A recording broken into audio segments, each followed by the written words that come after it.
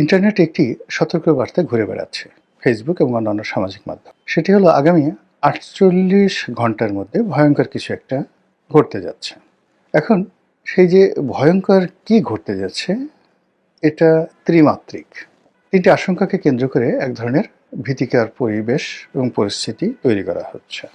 প্রথম ভীতিকর যে পরিবেশ পরিস্থিতি যারা বলছে, তারা বলার চেষ্টা করছে যে উসমান হাদির যে হত্যাকাণ্ড, তার দাফন কাফন তো হয়ে গেল, এরপর টার্গেট কে? ইতিমধ্যে বিভিন্ন রাজনৈতিক ব্যক্তিবর্গ যারা আছেন তারা নিজেদের আশঙ্কা ব্যক্ত করেছেন। যারা তরুণ নেতৃত্ব রয়েছেন প্রার্থী হিসেবে রাজনীতির ময়দানে, তারা ঘোরাফেরা করতে গিয়ে নানা রকম আশঙ্কার কথা তারা বলার চেষ্টা করছেন এবং তারা ভয় পাচ্ছেন যে আগামী ৪৮ ঘন্টার মধ্যে অনাকাঙ্ক্ষিত একটা ঘটে যেতে পারে তাদের জীবনে, রাজনৈতিক অঙ্গনে এই অনিশ্চয়তা। আরেকটি গ্রুপ বলার চেষ্টা করছে নানা রকম প্রচার এবং প্রোপাগান্ডা যে নতুন একটি বিপ্লবী সরকার আসছে এবং ৪৮ ঘন্টার মধ্যে সেটা হয়ে যাবে, এবং অনেকে বিপ্লবী সরকারের প্রধান রূপে কে হবেন ইত্যাদি ইত্যাদি নানা রকম ফটোকার্ড তৈরি করে সেটা এমনভাবে প্রচার করছেন, এবং এটা মানে আমার দেশ সম্পাদক মাহমুদুর রহমান সাহেবকে সেই সরকারের প্রধান করে আমার দেশের ফটোকার্ড ব্যবহার করে একটি গ্রুপ এটা প্রচার করছে, এবং আমার দেশ তাদের যে ভেরিফাইড পেজ আছে সেখান থেকে বলার চেষ্টা করছেন যে এটা অপপ্রচার, এই ধরনের কোনো সংবাদ আমার দেশ দেয়নি এবং আমার দেশ সম্পাদক এই রকম কোনো কর্মকাণ্ডের মধ্যে জড়িত নন। বোঝার চেষ্টা করুন। আরেকটি গ্রুপ বলার চেষ্টা করছেন যে জনাব তারেক রহমান সাহেব যেন না আসতে পারেন, এই জন্য আগামী ৪৮ ঘন্টাতে এমন কিছু ঘটানো হবে যাতে করে বিএনপি ভয় পেয়ে যায়, তারেক রহমান সাহেব ভয় পেয়ে যান।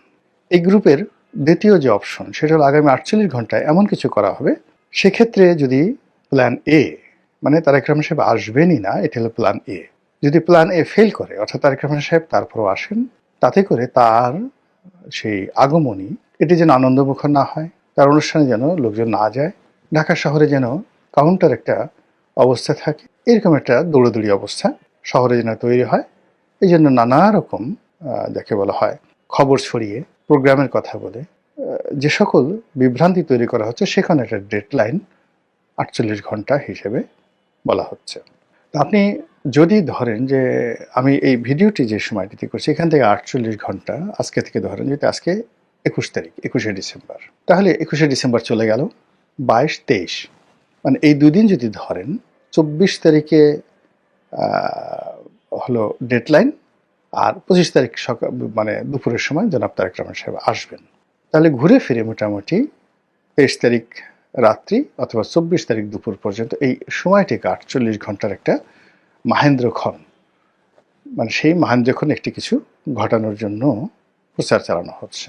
এর বাইরে আওয়ামী লীগের পক্ষ থেকে নানা রকম ফিসফাস, নানা রকম কথাবার্তা, যেগুলো এই বাংলাদেশে বসে আমাদের পক্ষে এগুলো উচ্চারণ করাটাও আমাদের পক্ষে উচিত না, সম্ভব না। কিন্তু আওয়ামী লীগের যে অসংখ্য বট বাহিনী এখন আছে, তারপর যারা মূল ধারার একসময় খুব সেলিব্রিটি ছিলেন গণমাধ্যমের, খুব বড় সাংবাদিক, রাজনৈতিক বিশ্লেষক, তারা প্রকাশ্যে দেশের বাইরে থেকে আগামী ৪৮ ঘন্টার মধ্যে যে সকল ঘটনা ঘটতে পারে যে আশঙ্কার কথা বলছে, মানে এটা না বলাই ভালো, খুবই খারাপ কথা তারা বলছে।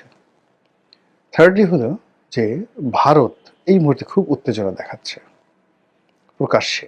স্বয়ং নরেন্দ্র মোদী, মমতা ব্যানার্জি, শশী থারুরের মতো বিখ্যাত ব্যক্তি, ভারতের পররাষ্ট্র সচিব, মানে অমিত শাহ, অন্যান্য যে সকল কূটনৈতিক অঙ্গনের সরকার এবং বিরোধী দলে যারা আছেন, প্রায় সবাই বাংলাদেশের ব্যাপারে মারাত্মক প্রতিক্রিয়া দেখাচ্ছেন।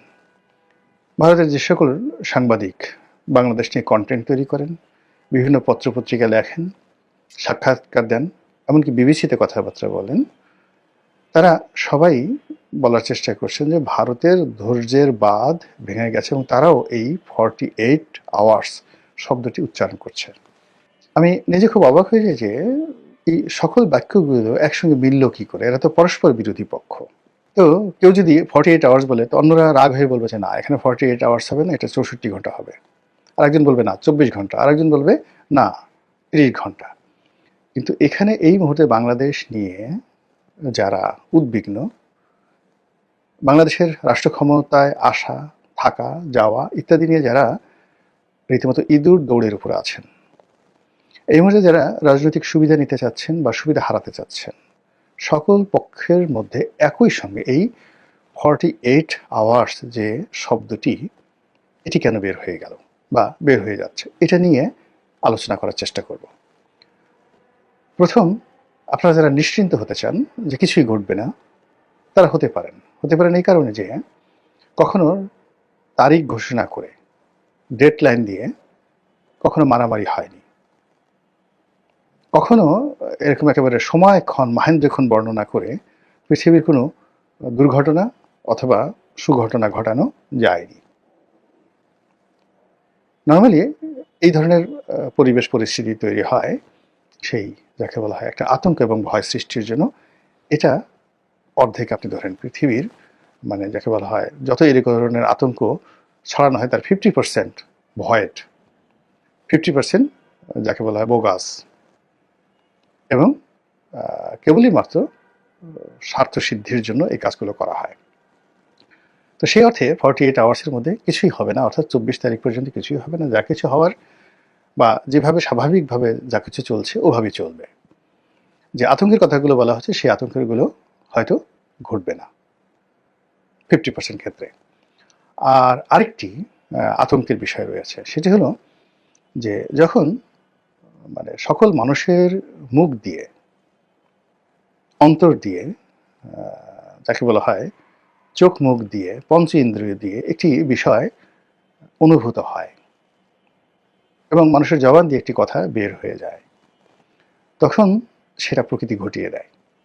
উদাহরণ হিসেবে বলি, যেমন শেখ হাসিনা পালায় না, শেখ হাসিনা পালিয়ে যাবেন, বাংলাদেশে টিকতে পারবেন, এই কথাগুলো কিন্তু আগস্ট মাসের 5 তারিখের আগে, মানে যখন মেট্রো রেল পুরল এবং শেখ হাসিনা যখন ওটা দেখতে গেলেন, ঠিক তার আগে তিনি খুব বড়াই করে বলেছিলেন যে শেখ হাসিনা পালায় না, সংবাদ সম্মেলনে পালাবে না। ওবায়দুল কাদের বলেছিলেন যে মরে গেলেও পালাবো না, মির্জা ফখরুলের বাড়িতে গিয়ে উঠবো, থাকতে দেবেন তো। মানে এই যে তার যে কথা, এগুলো কান্নার মতো ছিল এই কথাগুলো। এখন এই কথাগুলো তিনি বলতে চাননি, কিন্তু তার মুখ দিয়ে কিন্তু বের হয়ে গেছে। শেখ হাসিনা কোনোদিন পালাবেন না, পালায় না, এই কথাগুলো তিনি বলতে চাননি বা অতীতে কখনো বলেনি, কিন্তু ওই সময় তার মুখ দিয়ে এই কথাগুলো কিন্তু বের হয়ে গেছে। টেকনাফ থেকে তেঁতুলিয়া পর্যন্ত সমস্ত মানুষ গত কয়েক বছর যাবৎ শুধু বলছিল যে আওয়ামী লীগের জন্য এমন একটা পরিণতি আসবে যে তাকে পালাতে হবে। একই অবস্থা বঙ্গবন্ধুর ক্ষেত্রে। বঙ্গবন্ধুর 15ই আগস্টে যে নির্মম পরিণতি এলো, সেটা কিন্তু বঙ্গবন্ধুর যারা ঘনিষ্ঠজন তারা 1974 সনে টের পেয়েছিলেন। আমাকে একজন লোক বলছিলেন জনাব তাজউদ্দিন আহমেদ সম্পর্কে, ভদ্রলোকের নাম আমার মনে নেই, খুব সিনিয়র একজন পলিটিশিয়ান। তো তিনি সেই 1974 সনে দিল্লিতে যাচ্ছেন, তাজউদ্দিন সাহেব, এবং দিল্লি এয়ারপোর্টের তার সঙ্গে তার দেখা হলো।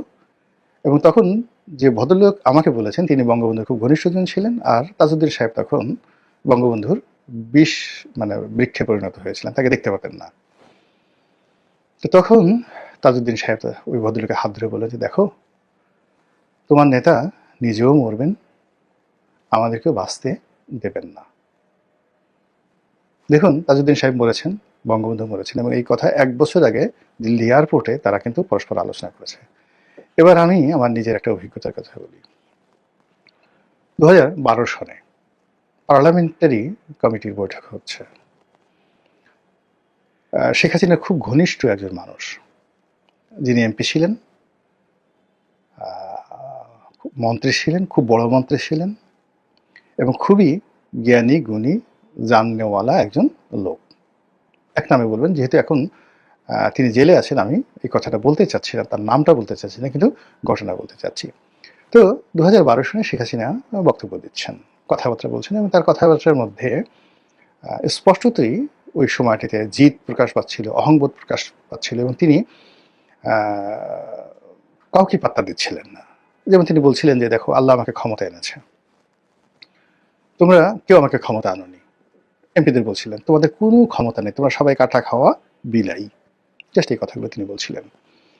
তারপর তোমাদের লজ্জা নাই, শরম নাই, এবং তোমাদেরকে যদি মানে ওই কাটা খাওয়া বিলাইয়ের মতো কাটা দেওয়া হয়, সবাই গর্ত থেকে বের হয়ে আসে, আবার মানে বিলাইকে যেভাবে পাশার উপর বাড়ি দেওয়া হয় ওই গোপালগঞ্জের আঞ্চলিক ভাষায়, বিলাই আবার চোখের তলে পলায়, আবার সেই কাটা দিলে মিউ মিউ করে সামনে চলে আসে, তোমরা হলো সেই রকম।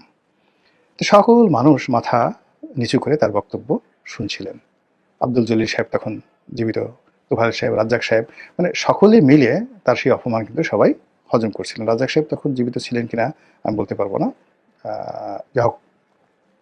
তো সবাই মানে ইনক্লুডিং সাবির হোসেন চৌধুরী সহ সবাই, মানে 111-এ যারা যাকে বলা হয় কুশীলব ছিলেন তাদেরকে ইন্ডিকেট করে, প্লাস দলের যারা একেবারে নতুন আসছে শুধু দলীয় মনোনয়ন নিয়ে জোয়ারে যারা পাশ করে আসেন, সবাইকে উদ্দেশ্য করে তিনি এই কথাগুলো বলছিলেন। তা এখন আমার পাশে যে ভদ্রলোক বসেছিলেন তিনি বললেন যে দেখো তোমার নেত্রীর, আমি তখন শেখ হাসিনার খুব ঘনিষ্ঠজন ছিলাম, তো বলে দেখো তোমার নেত্রীর কথা শোনো।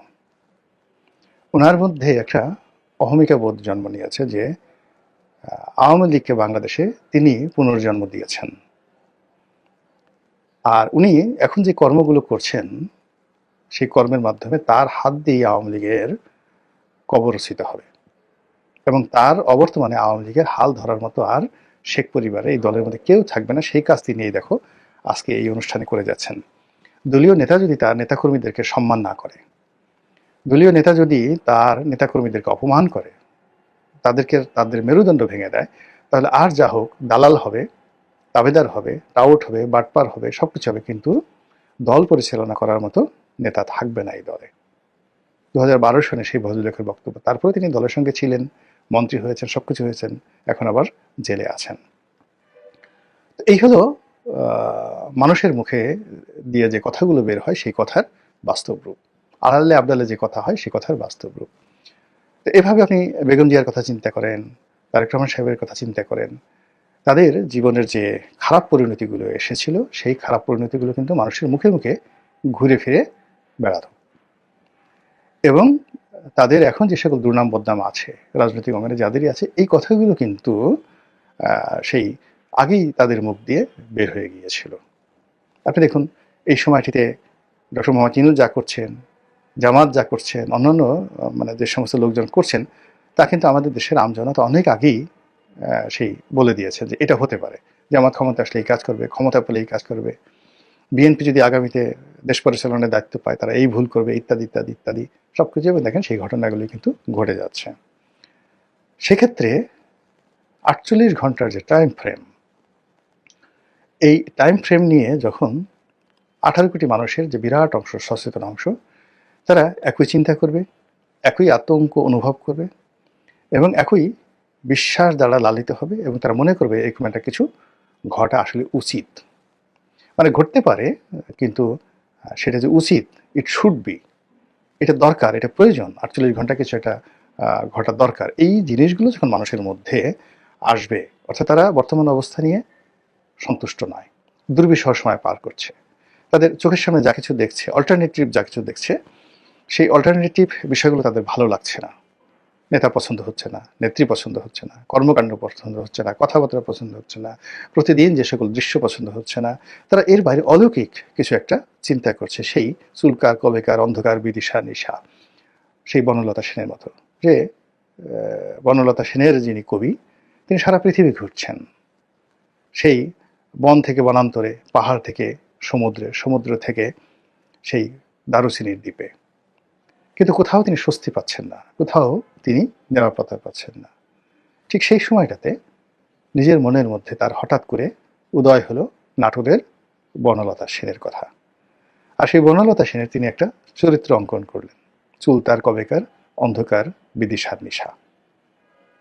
তো এই হলো মানুষের কল্পনার শক্তি। তো এখন আপনি যদি আপনার আশেপাশের যে কোনো ঘটনা দ্বারা স্বস্তি না পান, কাউকে আপনার ভালো না লাগে, এবং অল্টারনেটিভ যে জিনিসগুলো, plan A B C D যা কিছু আসুক না কেন, কোনোটার মধ্যে আপনি স্বস্তি শান্তি খুঁজে পাচ্ছেন না, তখনই আপনি অলৌকিক কিছু চিন্তা করেন, নেতিবাচক অথবা ইতিবাচক। অনেক সময় মানুষ বলে যে আমার মরে যাওয়া ভালো, এর সাথে আল্লাহ তুমি আমাকে নিয়ে নাও, আল্লাহর গজব নাজিল হয়ে যায়, বেঁচে থেকে লাভটা কি। এইরকম যখন মানুষের জীবনে মানে আকাঙ্ক্ষা জাগ্রত হয়, জাতিগতভাবে সমাজ পরিবার এই ধরনের অভিশাপগুলোকে যখন তারা আহ্বান করে, তখন ঠিকই এই পৃথিবীতে সেই অভিশাপ কিন্তু ঘটে যায়।